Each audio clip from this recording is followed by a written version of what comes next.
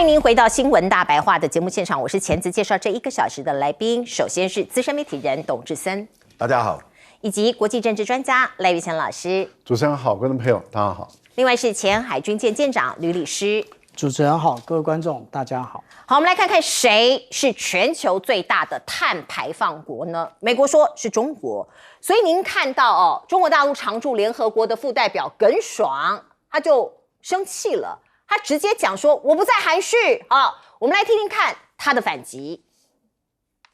既然美国代表这次不这么含蓄，直接点名了，那我也就不再含蓄了。中国确实是现在全球碳排放总量最大的国家，对此我们并不讳言。但是中国也是全球公认的履行减排承诺意志最坚定、行动最有力、效果最显著的国家。反观美国，2度退出巴黎协定，已经成为全球应对气候变化合作最大的障碍。好，大家知道川普总统其实不相信温室效应，其实不相信气候变迁这件事情，所以他2度退出所谓的这个巴黎的这个协议哦。所以大家看这个努力到底是谁不想继续往前呢？而另外我们再来看看呢，川普跟习近平见完面之后，的确中国开始进美国的大豆。可是状况在这里，大家看一下啊，中国取消对美大豆10%的加征关税之后，这个税还是高啊。如果你是一般的商人，你会买哪一家的东西呢？因为美国大豆对中国来说还有13%的关税，那对于像是巴西它的大豆来说，美国的这个大豆就变得比较贵了，它竞争力就比较低了哦。所以中国对美国大豆贸易是否因为关税调降而恢复？现在还有疑虑呀，所以也就是说有很多的协议最后会不会达成大家想要的目的，这件事情都还不一定。另外我们再来看看中国大陆的副总理丁薛祥，他跑去巴西跟鲁拉见面了。我们刚刚讲大豆嘛，因为巴西他也在争取中国的这一个大订单所以2个人的见面其实有机关巧妙在我们看到2个人握手，并且这个丁薛祥讲中方愿意和巴西共同反对单边主义、保护主义还有霸权主义，推动合作持续升级所以这话中有话。而另外我们看到所谓的这个美中在这个川习会后达成2项重大的决定，包括稀土的卡脖子这件事情，看起来中国大陆好像说我延长我现在先不卡，可是事实是什么呢？中国大陆的锂电池晶片制药成为对美国的谈判筹码。华尔街日报的评论说，不止稀土可以卡脖子，其他的方方面面都有。像是电池这里好了，全球79%的电池正极材料，还有92%的电池负极材料这个都是中国大陆在掌控的。另外还有精炼锂这个是电池的重要来源，精炼钴，这些都是中国大陆掌握了8-9成所以你对这个美国来说，它要突破的地方所谓要突破卡脖子的，不只是稀土一项。我们先来看看包括在活性药它的成分还有化学品供应上，中国大陆也是主导地位这是抗生素原料的重要生产国全球很多每一个地方每一刻每一秒都在用这个抗生素。如果中国大陆要卡的话那恐怕很多像是美国它是没有办法接招的。而美国我们来看看，包括它要拿这个稀土或是稀有的原料，所以它进行了一项所谓的稀5+1的一个这样子的一个高峰会，它跟哈萨克、乌兹别克、吉尔吉斯、塔吉克还有土库曼，大家知道这些中亚的国家的元首来会面，说哎呦我们这些关键的矿产麻烦你供应给我所以要多元化。那当然像这样子的会议是2个大国 G2 正在拉人拉资源，在找资源。可是我们再来看看美国也一方面也在做小动作吗？他要赌东协帮中国你这些国家跟我做贸易协议跟美国进行贸易协议，里头暗暗的藏了毒丸条款。这些签署的内容会有但书说，如果危及美国基本利益或是对美国国安构成实质的威胁像这个协议都会终止所以美国某种程度呢，在很多地方也在卡中国大陆。那另外呢，我们看到越南这个是美国的战争部部长赫格塞斯，他11月初第一次访问越南，两边呢也在说要合作在国防问题上面。只是呢，越南对于川普科高关税这件事情很不爽啊，取消能源援助这些都很不开心，所以暗中加强向俄国军购，并且在外交上靠拢中国跟北韩。你看每一个国家都有算计，每一个国家不会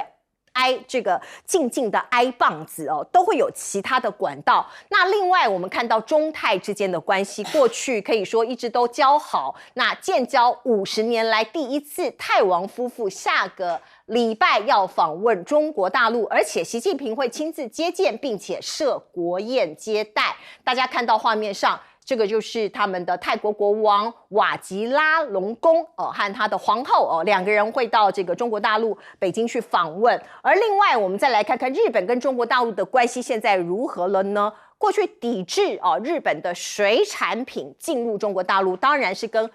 核电厂的泄漏有关那现在首批北海道的扇贝已经出货到中国大陆去了，说是有6公吨的冷冻扇贝，尽管量这个数量不是很大，可是这就是第一步所以看到世界的局势还在不断的变化当中。来，赖老师，中美这一次是在联合国安理会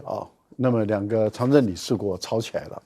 了，这个最主要的就是美国在那边呛中国大陆说你是最大的排放国。那刚开始的时候，美国没有点名就是说有一个安理会的常任理事国是全世界最大的碳排放量国等等，好像在指责中国大陆很不负责任。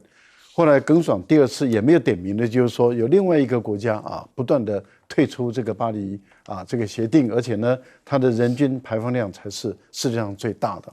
后来美国就直接点名了，中国也就直接点名了，就是说就是你美国嘛，还有什么好讲的？但是我们都知道，在国际之间，他们在计算这个碳排放量的时候，国际间有个标准，是以人均碳排放量为主，不是总排放量。为什么？因为有一些国家很小你的国家小，人口少，你排放量多得不得了的时候，坦白说也是一点点嘛。例如说像新加坡，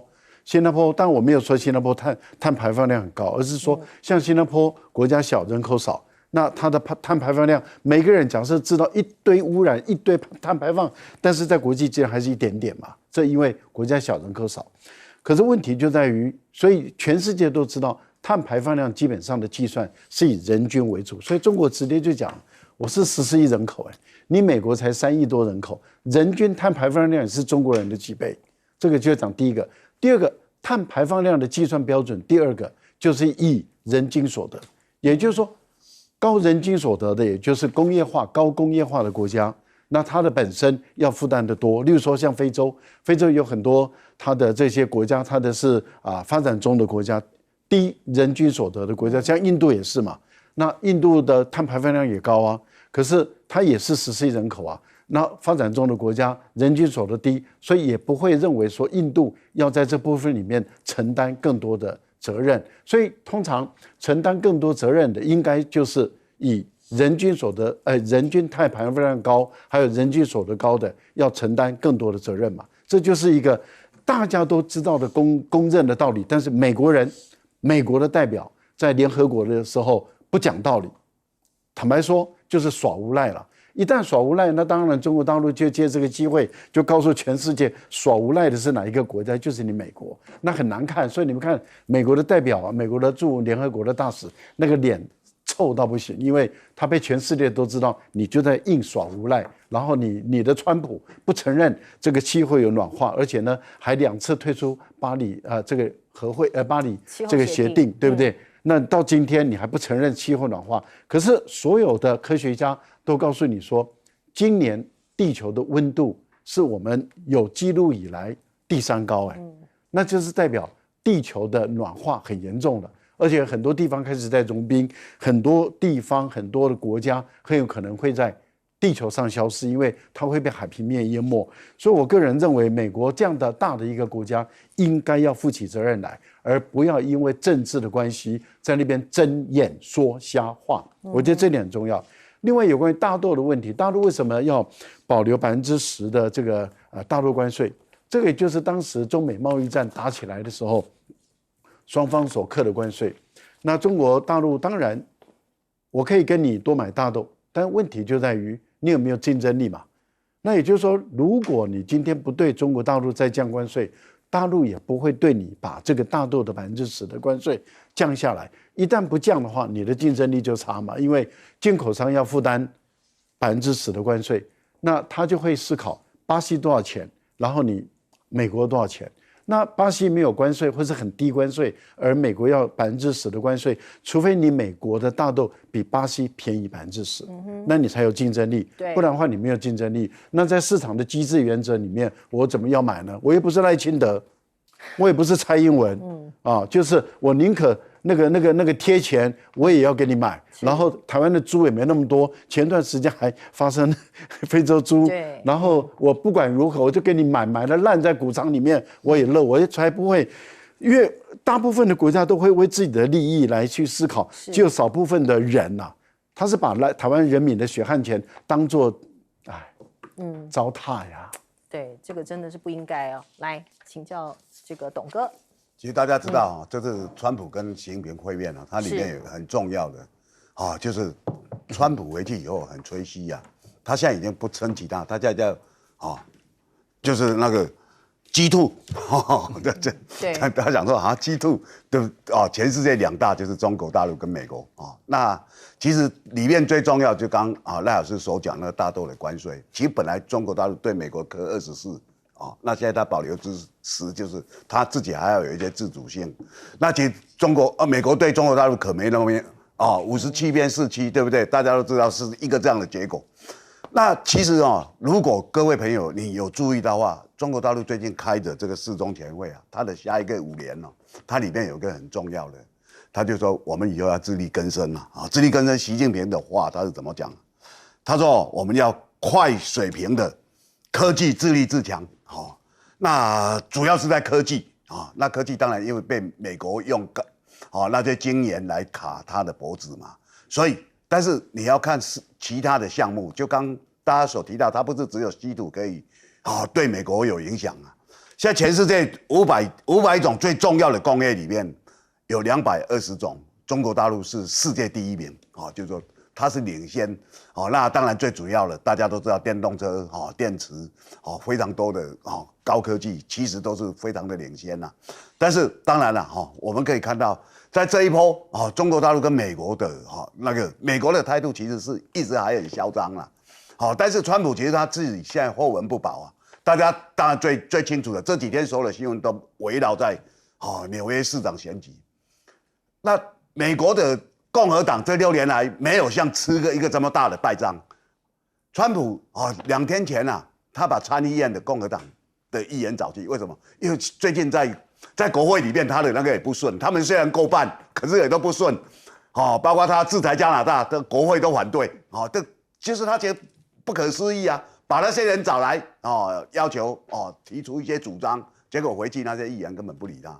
为什么？他们认为你3年后你就要下台了，我们议员还要继续选下去。那这个东西有点像跛鸭了。所以，但川普他有一些警觉啦，和警觉他属下那些鹰派的人可不是这种态度大家看到了这个情况，其实就会觉得说，哇，那他们现在是打算怎么办？如果你眼睁睁的看就知道，譬如说大家刚刚讲他的战争部长跑去越南他想拉拢这个东南亚这些，对不对？然后川普去拉拢中亚5国，这5国其实我们知道，中国大陆跟中亚的关系是非常密切。他们每2年就有一个中亚峰会嘛，今年6月在哈萨克斯坦，那时候习近平还亲自去嘛。那大家可以知道，因为过去在协助中亚这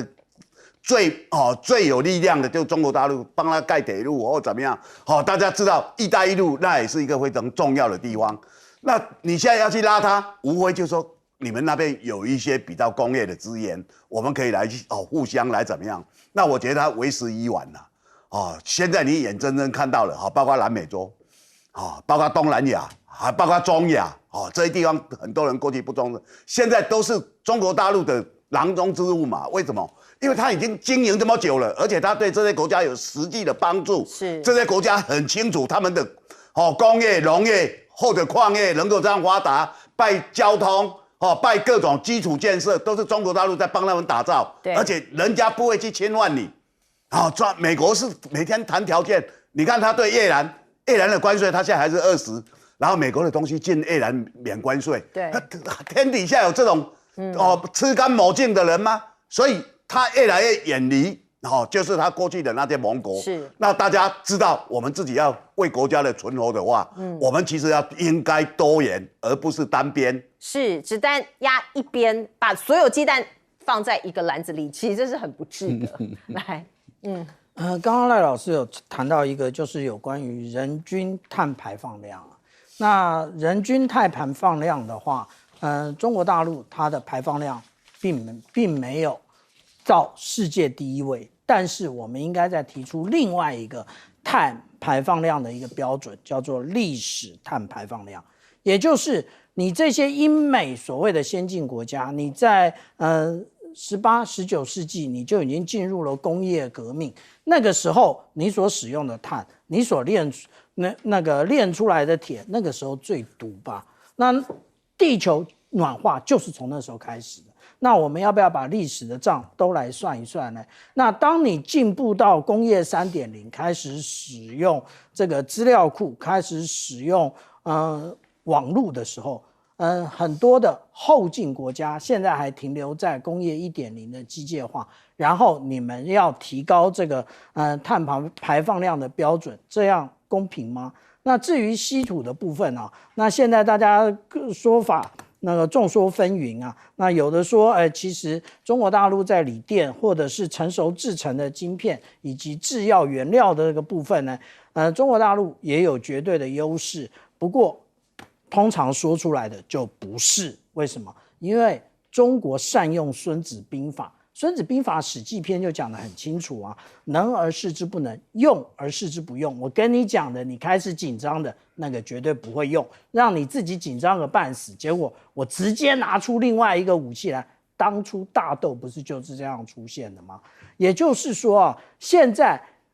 美国一天到晚想方设法的为难中国大陆，但是中国大陆是早就准备好了。就像我们之前谈到的，也就是你认为中国大陆的反应速度呢？对不起，闪电一般，立刻像打乒乓球一样直接回去。例如说，我们现在讲到锂电池，大家有注意到吗？宁德电池现在提出来的是钠电池。我们以前读化学的时候，不是都在讲吗？氢锂钠钾乳色法、媲美盖斯贝雷，那是什么东西？那个就是活性非常大的元素。现在锂既然不能用，那既然你准备要卡脖子的时候，宁德电池已经准备好了钠电池的这一个部分，而且它的实际上已经上生产线了。至于中亚这么多国家我们大家不要忘了那个刚刚提到董哥告诉我们的，也就是有关于中亚峰会。另外大家不要忘记还有上合组织，那这一些其实都是中国大陆跟这些中亚国家的交往。你美国怎么样那个灌水插针？大家看一看，搞那个第三邻国的叫做蒙古的，就知道下场是什么。好，观众朋友，最近呢，美国的几个药厂研发了减肥药有人说是叫做这个瘦针，像是这样子的减肥药，在世界上大行其道，不过非常非常的贵。美国总统川普宣布要这几个药厂把这个减肥药降价。我们来看看这个画面，有一名药厂的高层当场在白宫椭圆形办公室昏倒，怎么回事？来看看。We've been advancing science and creating high-value jobs. But today we... Oh, are you okay? Gordon, you okay?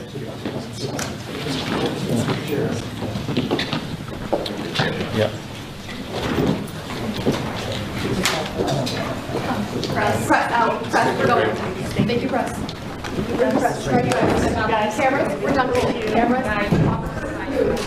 好，你可以看到白宫的幕僚人员立刻出来，把这个记者赶离开这个椭圆办公室，并且把直播给中断。这已经是这个川普其实上任之后的第二次，上一次有一个小女孩倒下来。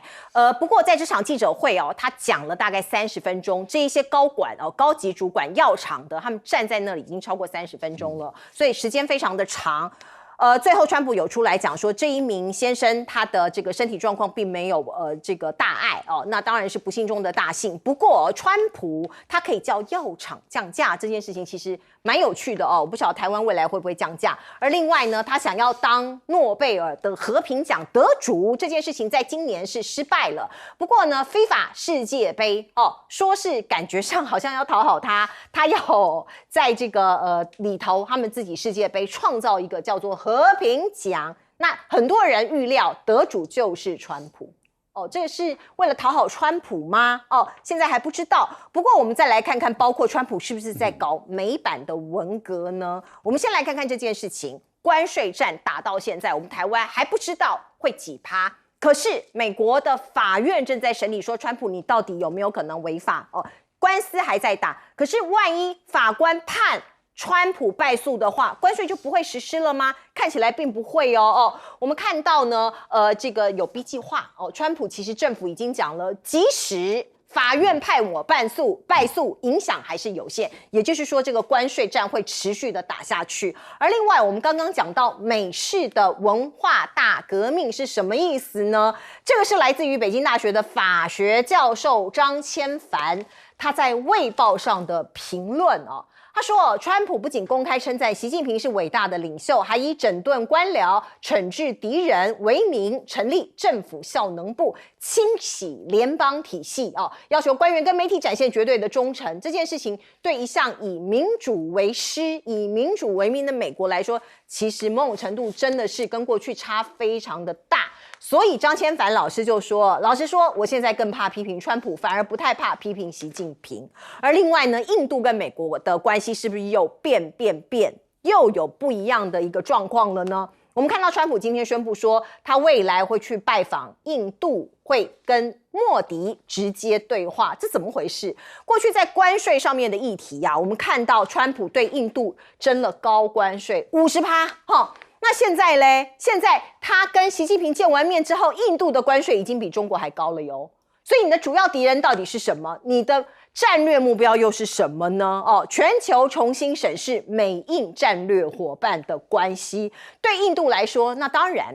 他不能单压一边。我们刚刚讲了，所以对莫迪来说，他也跟普京跟其他的领导人握握手。很多分析人士就说，美印之间已经缺乏领导人层面的化学反应或者是隔阂，已经对两国关系造成了明显的影响。所以这一次川普去见莫迪，到底能够谈出什么呢？外界也打了一个问号。那 CSIS 也警告，美国现行的政策恐怕把印度进一步推向俄罗斯、全球南方以及中国等潜在的合作伙伴。那我们看到呢，印度现在在推动一项卫星服务对华脱钩，某种程度它禁止国内的广播公司使用中国的卫星服务。那它取而代之的是什么呢？SpaceX 的星链服务进军印度了。我们看到马哈拉什特拉邦现在抢先体验了，这又代表什么？来请教赖老师。首先我们看到药厂的压力很大了，因为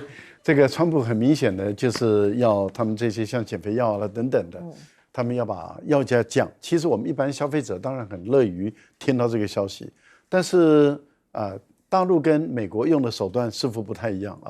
像美国的手段就是用行政命令来压就是我用我总统的这种威望威力或者是你如果不降的话，那我就去查你水表，或者是对你施加压力，或者给你课税或者是什么那当然这些药厂的老板每个人被赶鸭子上架，一定要被规定到白宫排站在那边来背书说我的药价要下降。这个他们的压力很大，而且呢你想想看年纪也不小了而且一早就要起床，因为你还要安检呢你又不是说随便你就可以好像到朋友家就可以进去，你要排队，你要登记，你要安检，然后再进入这个白宫等候，然后最后再站在那里。那川普而且站着30分钟以上。对，那你又不是说只住在白宫隔壁，你可能住的比较远。是。那你想，你还要坐飞机过来，然后再转机，其实很有可能是一早就要起床的那我觉得身体比较弱的，或者是因为我想为什么会有小孩子也会晕倒，最主要就是因为你一早就要起来了。那这个孩子睡觉都睡不够等等。我觉得这个发生的这种情况已经一而再再而三发生，这代表什么？代表川普真的是有点好大喜功，他很喜欢背后站满人，然后来帮他背书，这样的显示出他的英雄。但是大陆的做法不太一样，大陆做法它是把整个药厂各个医院的采购药的把它集中起来，集中了以后呢，那就变成是我跟你国际的药厂在议价的时候啊。就是说你如果你不愿意降价，那你就很难进我中国市场。为什么？因为我是所有的医院但在联合采购，那联合采购就有一个对口，你不可能像过去一样，你可以各个击破啊。那所以这样的情形，国际的药价当然就下降嘛。可是你要怎么样能够谈到一个好的药价，就是你必须要对药了解，也就是说整个制药的过程跟它的成本跟它的利润，你给它一个合理的利润的时候，它就能够接受。那一般来讲，当它能够垄断或是当它独占的时候，它可能就用天价的方式来卖，那就贵到不行。那我想这个都是消费者的福音了。美国用行政命令也达到消费者想要得到的结果，中国用这个统一市场采购市场的方法也达到消费者要的结果，我觉得都是好事情。但是现在的在美国的社会里面，为什么北大这位教授他的观察，他就发现说，川普都在煽动 MAGA，民粹主义。其实我觉得这个跟台湾真的很像，台湾也有人在煽动青鸟，然后再煽动一些这个在网络上的这些极端分子，然后去攻击不管他同党的或是他党的，然后去在网络上去抹黑攻击，然后甚至就要对他构成人身的威胁。这个部分里面其实或是清算斗争，你看我们在网络上，你只要这个你的意见，例如说像我常常会对于这个赖清德的一些做法我有意见，我可能就会遭到一堆的攻击然后那个攻击很明显的就是也有来自自发性的，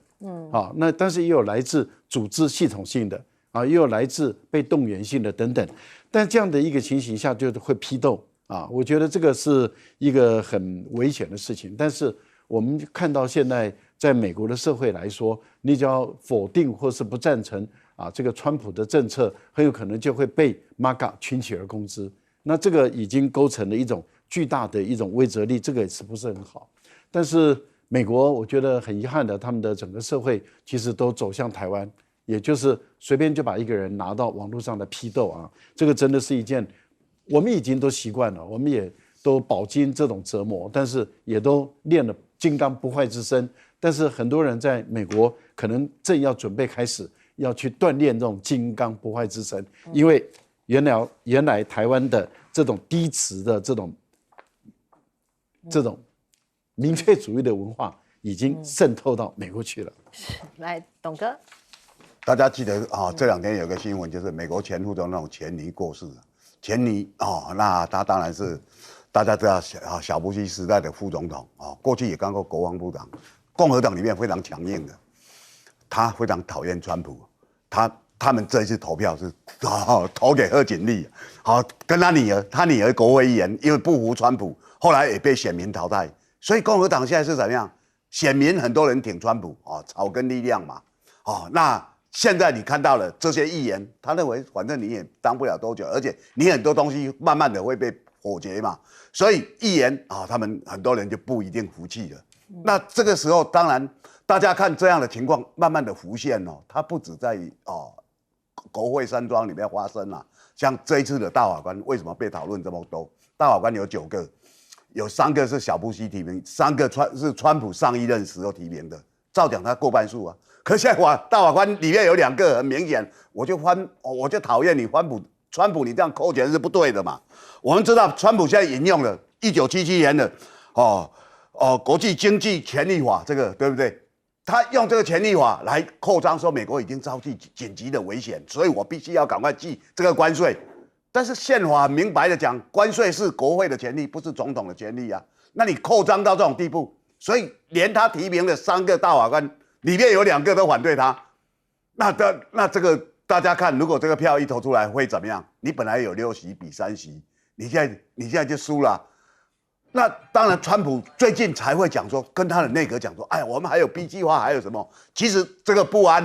让大家看到了，你做了很多事情，因为会有这个官司，是因为那些企业去告他，对，不是法官或检察官去告，是企业去告他，你这样那增加我们成本嘛？对对。那大家要知道这个很关键的在哪里？他在贸易法庭已经输了，在联邦巡回法院也输了，现在打到高等法院嘛，那这样最高法院这边打了以后，最高法院这边打了以后，现在因为前2天有辩论，去辩论大家发现说，什么我们好像更不利了。所以现在的局面是这样。那我们知道，一个民主国家，当然法院是最大，他做出了判决，你必须要遵守。所以川普现在他碰到了一些窘境，那加上我刚刚讲的，共和党6年来的最大挫败，纽约市长被一个，对不对？被一个这不是他们大家能够那么接受的当选。那曼达尼当选以后，让大家都跌破眼镜。接下来会不会有非常多的一个跟我们政府是唱反调的一个领袖又出现了？所以这种情况对共和党来讲，因为大家也知道，明年就是期中选举嘛，那这个是期中选举的前哨战，所以下来的话，我刚讲这些氛围，不管法院，不管民间企业，那不管国会，现在川普面临的东西其实是蛮多的，所以。当他还沾沾自喜，还在想说要有个和平奖，那真是笑死人了。我觉得现在国际前总一定很后悔，我们为什么不赶快先弄？为什么给主总先弄？大家谄媚你嘛，这个太好笑了。所以 FIFA 抢得先机。对啊，来请教舰长。所以我们刚刚讲到这个诺贝尔和平奖那其实呢，那个赖清德总统他应该想一想，他当初接受美国广播公司的访问的时候，他特别提到川普总统必然是诺贝尔和平奖的得主，但是最后没得。然后白宫怎么回复他，叫做川普值得多次的获奖肯定，这个就是傻你看看 FIFA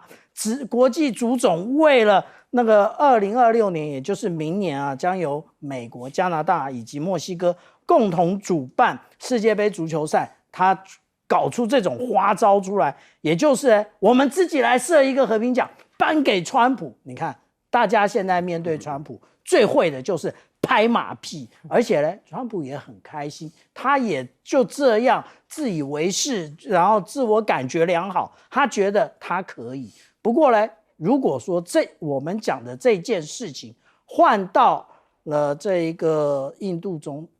的总理莫迪，他的感觉一定不是这样那所以呢，其实我们讲到说，现在印度的关税比中国大陆还要高，那这再一次印证了季辛吉所讲到的与美国为敌是危险的，但是与美国为友是致命的。之前我们看到的不就是莫迪跟美国有多好吗？那而且这个好嘞，实际上来讲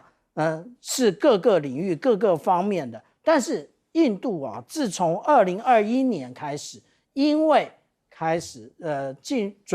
到2024年，也就是进入了俄乌战争之后，他突然发现了发财的管道，也就是大规模的进口这个原油。它的原油进口量是在现在进口的总量是2021年的19倍，他自己用得了那么多吗？他用不了，他其实通通拿出来卖，然后拿出来卖，他不但赚差价，而且他的人民通通都有工作。这个也就是莫迪现在他也不会欢迎你，因为我赚钱就好，跟你在一起，我只会付出更多的代价而已。解放军的第3艘航母福建舰已经正式入列服役了，而且是在前天11月5号在海南的三亚某军港举行。你看到中共总书记习近平等高层出席。不过您看到的这一支影片呢，是在2天前由这个中国大陆这边释出的，这是中国的军工处发出的影片，并且说。知道你们已经等2天了，别急，先看看这个是一个看到中国大陆建军有一个非常重大的一个表现。那您看到包括习近平在这个地方，在三亚那正式也都这个有一个仪式。我们现在看到是在仪式举行过了2天之后才对外发布像您看到的这个影片哦，所以之前这个应该说是保密到家哦。滴水不漏。我们看到习近平他还进入了驾驶室查看执勤的站位，在航舶日志上郑重签名，也进入了弹射综合控制站哦，仔细的观察工作流程，而且亲自按下了这个按钮。所以这个对中国大陆来说呢，因为外界不断的在揣测说，哎，你这个陆舰是什么时候会下水饺，什么时候会服役啊？现在大家看到他已经正式的对外宣布，包括这个福建舰航母哦，一艘903型的综合补给舰，一艘075型的两栖攻击舰，以及一艘055型的飞弹驱逐舰，2艘052D 型的飞弹驱逐舰，一艘近海侦察船，它是一个战斗的群。不只是一艘航母，是一个战斗群哦。说是1天之内7艘军舰正式服役，不过有一些东西还是要待确认哦，包括我们看到这个中国大陆的军工现在急速的爆发，急速的蓬勃，至少我们看到的讯息是这样。那美国当然会很紧张哦，包括新款的歼36型、歼50的战机在西北大漠空军基地试飞，这个都是有一些影片释出来。那卫星图显示，我们刚刚说到了美国很这个关切哦，像是 CNN 他们有一个视觉调查团队，在中国大陆发现了136个火箭设施，并且发现其飞弹武库正以前前所未有的速度扩张哦。所以你看到，包括从卫星的图片或是释出的影片，都可以看到，也可以稍微了解中国大陆的军工产业爆发的能量跟速度。而另外在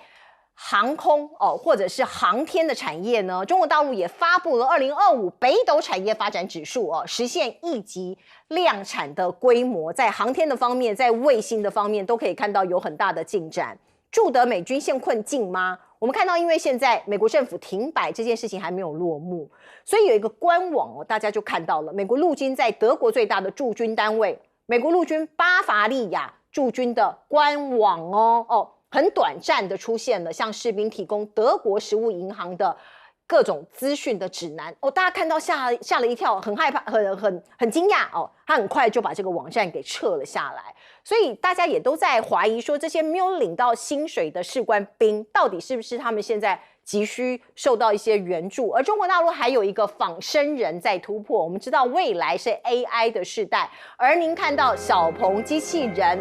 这个找女生真人假扮，包括您看到这个女孩子她走路的一个体态。形状跟步伐都跟真正的女孩子一模一样所以某种程度它也在 upgrade 它的各种的一个所谓机器人的衣物啦，还有它整个过程啦。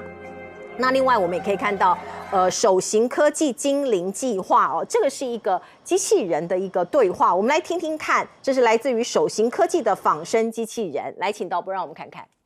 刘老师，我好困，你下班了吗？我想先休息了。这还早吧，可以再待1个小时。啊？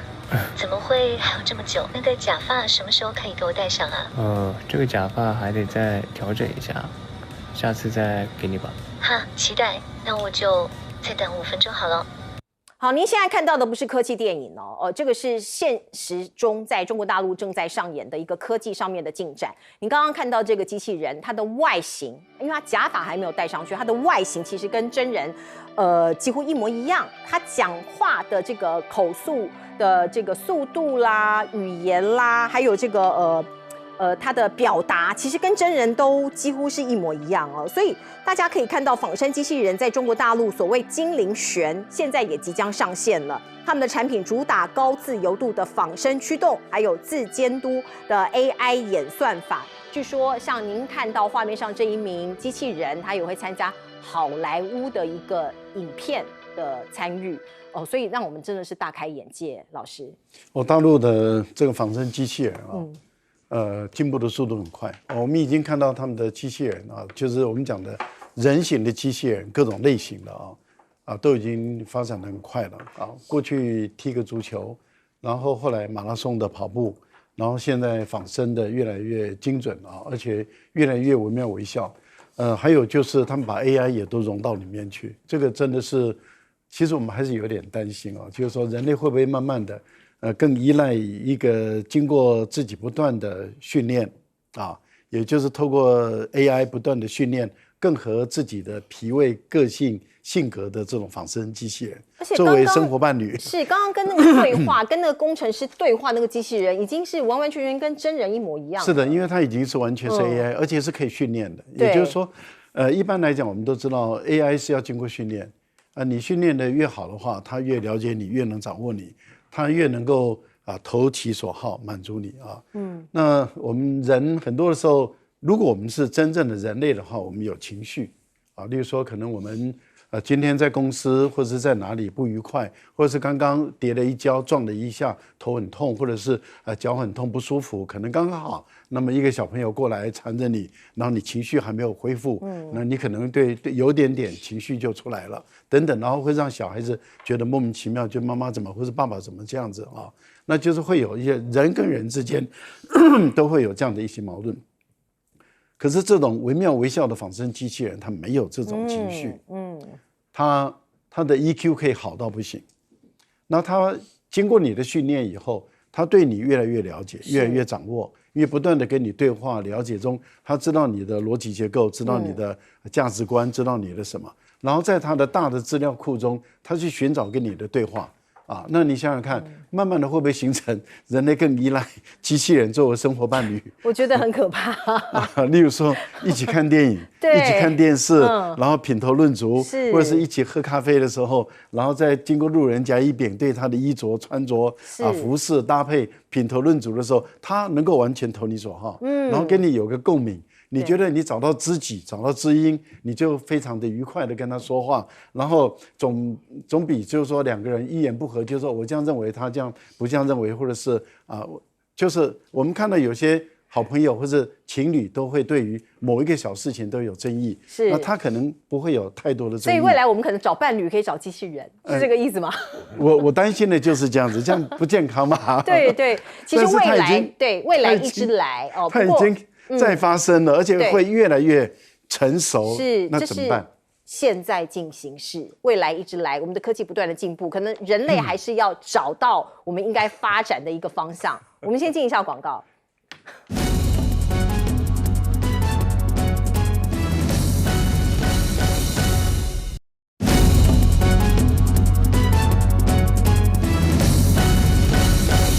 好，对岸的第3艘航母福建舰已经正式服役了，而且这是一个战斗群，看起来已经成军。来，请教舰长。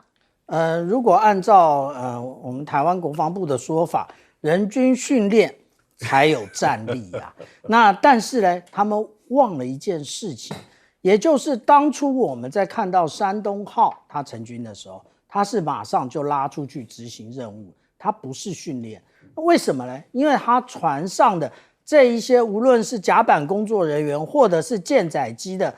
飞行官，他早就已经训练好了啊。那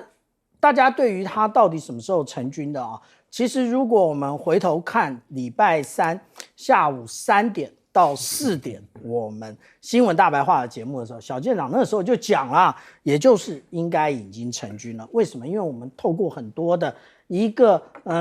开放性情报可以看得很清楚啊。那这是密商，也就是中国大陆的它的一个遥感地理服务，但是它的其实解析度并没有这么好。但是我们已经看到，那个时候我们就已经看到了，也就是在星期3的早上已经看到它已经舷号已经上了，那它的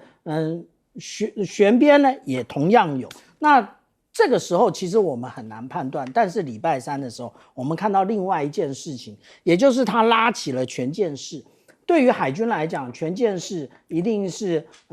例如说国庆啊，或者是舰庆啊，或者是成军的时候才会拉。那我们相对应前面的这一艘其实是山东舰，它就没有拉全舰式啊。那另外我们还看到了它的一个首日风。首日风的时间更清楚，也就是11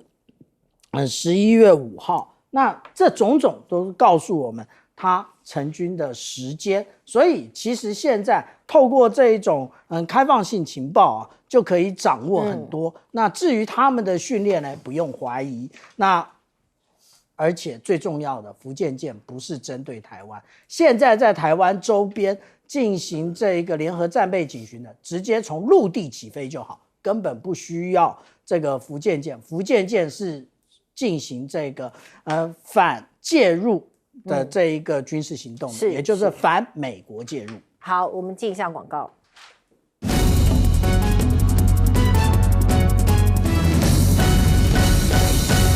好，最后时间我们交给董哥。中国大陆是一个民族主义非常强的国家，那你要知道，它每一艘舰都有它特别的意义。比如说辽宁舰，当然当年东北我们被欺负成这样，所以它一艘舰出来就代表里面有非常多的国仇家恨。那山东舰当然过去大家知道甲午战争嘛，那边大败，等于都北洋舰队大家都被打光了，就说那也是一个棋子大陆。那我们这边福建舰为什么？这是马江之役，为了纪念，所以那时候被法国人打孤拔，法国的那个舰队司令一打来，他们法国一艘船都没有损失，整个福州的那个船都被他打得稀巴烂。那孤拔也很厉害，也跑来台湾打到基隆了。后来他死在台湾，死在澎湖，澎湖有个孤拔的墓